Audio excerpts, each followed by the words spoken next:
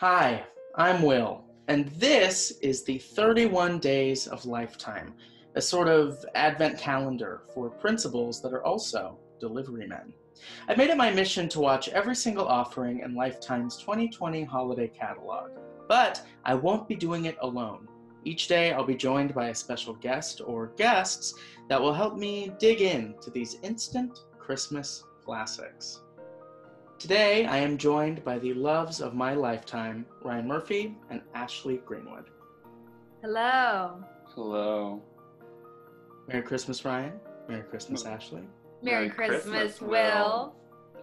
We are going to be discussing the 14th film in Lifetime's lineup, Feliz, NaviDAD. David Morales, an Arizona high school principal and single dad, has lost the holiday spirit after also losing his wife a few years ago during the Christmas season. Now, David will do anything to avoid Christmas, so he moonlights as a delivery driver during the holidays.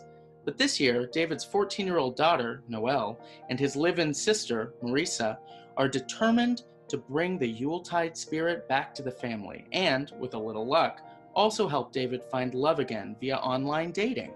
So when Sophie, a witty musician and customer on David's delivery route, swipes right on him, something magical happens between them. Feliz NaviDAD premiered on November 21st and stars Mario Lopez and Anna Lynn McCord. Ashley, Ryan, what is your relationship with Lifetime Christmas movies? Lifetime Christmas movies are my life during the holiday season. Before getting involved with Ashley, I didn't really watch them at all. And now, every year for the entirety of December, it's just about all that we watch. So, what did you guys think of our two leads? I was very disappointed in this movie, I have to be totally honest. They had no chemistry. None whatsoever, to the point where when the titular love interests finally come together in a union of love and romance, I caught myself repeatedly asking, what? Or why? And even how? Because it just kind of just happens at the end. There's usually like a build-up, and then, you know, the characters are like, I don't know if we're right for each other, and then they kind of mash together at the end in a big, you know, climax, so to speak. And that didn't really happen. They just sort of ended up together. I will also say that Mario Lopez, throughout this movie, has two facial expressions that he uses. The first is what I would call bemused grin, like, oh, okay. And the second is like a flabbergasted grimace, like a... I'd also like to note that I had it out for Mario from the beginning because of his history as a celebrity.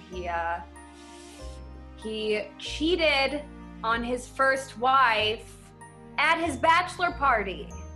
So, you know what?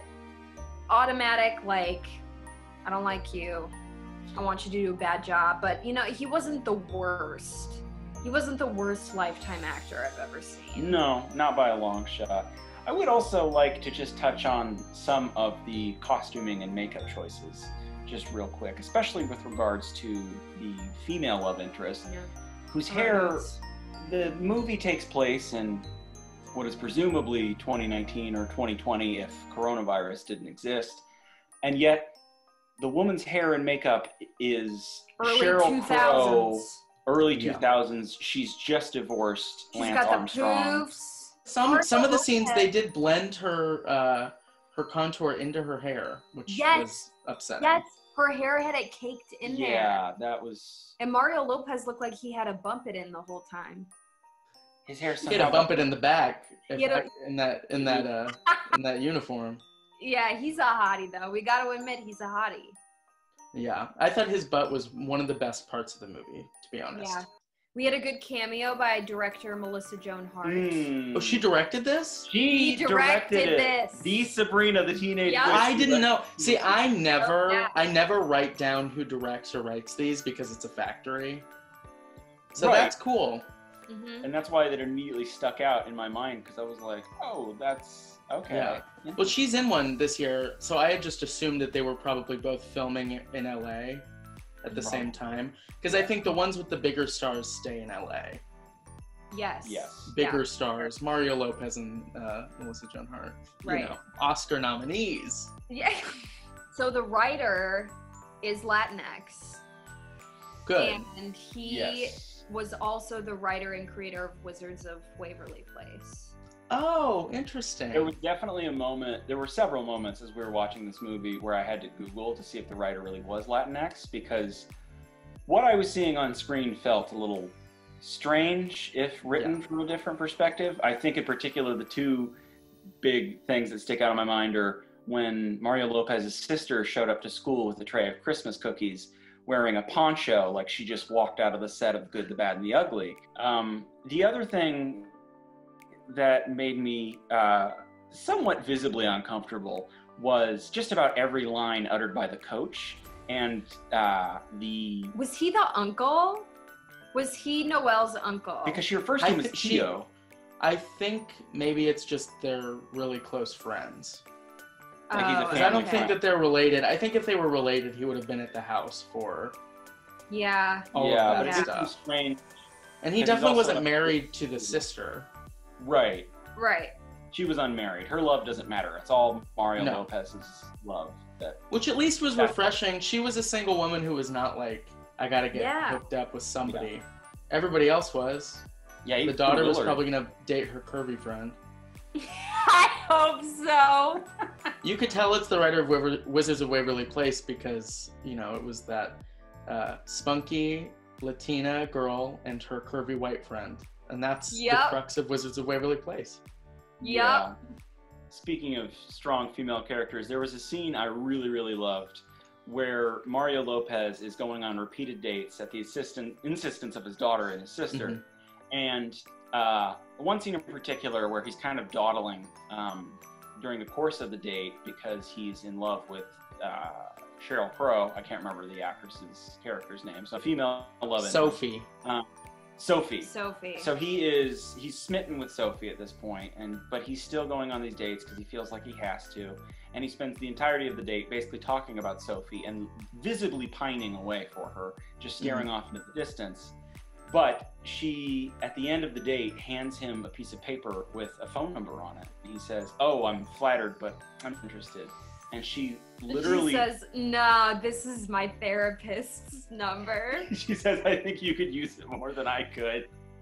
I thought all of the dates were fun. The fact that Melissa Joan Hart was the first one really made me wonder who these other people were, because I was expecting all of them to be cameos from like other Lifetime celebrities. Lifetime ebrities? I don't know. We'll workshop it. So there was a great subplot in this that audibly made me go, oh no, which is when they introduced that they needed to create an a cappella group to rival the Rich School. Oh yeah. Which is very Glee. What did you think of the performances? I thought, I mean, the choreo was just like basic, like, dun, dun, dun, dun, dun. It kind of felt like, you know, they had to get through this. It felt kind of like they choreographed it the same day they had to film. Like they had like a 5 a.m. call to set to choreograph for 2 hours, and then now we're going to film it. Yeah, for sure. But I liked the end performances. I thought those were kind of fun. The Glee subplot was definitely different than like the typical one, which is usually like a bake-off. That's true. Or there's been some good music stuff. There was another bell choir in a previous movie. I'm glad that they did more than just bells. They had that one curly-haired girl who was, I guess, the leader of the other group, because she did perform in the middle of the street for no one, really. Deck the halls with bells of holly, fa la la la la la la la. 'Tis the season to be jolly, fa la la la la la la la. Join me now, I gay apparel, fa la la la la la la. So I've got a little game for you guys. I've been doing some digging on these people's IMDb pages. I'm going to read you a fact about something that they've been in. It's your job to tell me who it applies to. Starred in 114 episodes of 90210. Mario. That is incorrect. Melissa Anna Joan Hart. Lynn McCord starred in 90210, the reboot, not the original with Tori Spelling. Oh. Was in at least one episode of Jane the Virgin. Mario Lopez. That is correct. I don't know the character he played, but he was in Jane the Virgin. Okay, played Radar in the animated film Ozzy. The dad. No, that is the friend, the uncle, the coach, the music teacher, Okay. whatever you want to call him. His character is unnamed. Coach is great. unnamed? Yeah, on IMDb, it names all the characters but his. So. Okay, and the last one. Credited as performing in Smartphone Theater. Willard. That is correct. He was in Smartphone Theater, which I don't know what it is, and the poster is ugly. So, before we wrap up, I've got some questions about your opinions on the movie. First, Mario Lopez as David. On a scale of 1 to 10, how dateable is David? I'd give Like him a 2 an or a 8. 3. Oh. Wow, okay, Wow. I have to hear your thoughts and reasons. He's very full of himself. I don't know. He just seems kind of wishy-washy at other times, and I don't get a good vibe from him. So it's just gonna have to be a low score for me. Well, he's hot, and so that's why I give him an 8. He looks good in that UPS costume. Costume. The costume. He loves his kid. He's a fucking school principal. He does love his kid. I'll bump mine back up to a he's 5. a family man, and he clearly loved his wife. So I give him an 8. Right. Well, there you go. A Yeah. high score and a middling score for Mario Lopez. Our first big star male lead. Next question. Who would you guys say is the MVP in this movie? Oh, Willard. Good or bad? Yeah, 100% Willard. Team Willard. Yeah. He was my favorite character by far. Every time he was on, I'm like, he's about to say some shit. And it was that I'm about to laugh it's going to at. be ridiculous, and I'm going to laugh hysterically. And that was true. He also, to give him credit, had the best line of the movie, which was when Mario Lopez asked to use the bathroom in his house, and he said, Of course you can. I'll bet you delivery guys have to go constantly. why was that necessary? Why was it necessary? Couldn't he have just said yes? Right? The first draft of the movie had a really strong anti-Amazon stance, talking about unionizing. Yeah, he's overworked. Yeah. Jesus. Well, Ryan, Ashley, where can people find you if they want to follow you this holiday season? You can find me on social media, ashley.greenwood26. And you can find me on Facebook, just as Ashley Greenwood. And you can find me on TikTok as Ashley Greenwood35.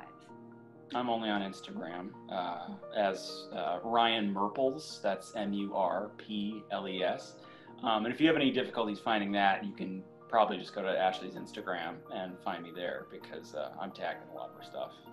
Thank you guys so much for being here. And thank you for watching. I'll be back tomorrow to talk about Homemade Christmas with Nick Johnson and Emma Rund. And every day this month to get into a different Christmas flick. If you had a holly jolly time watching this video, you can go ahead and hit that like button. And if you want to follow me into my descent into Lifetime Madness, you can subscribe and press that little bell icon, because every time a bell rings, you'll get notified about a new video that I post. I'll see you next time. Merry Christmas.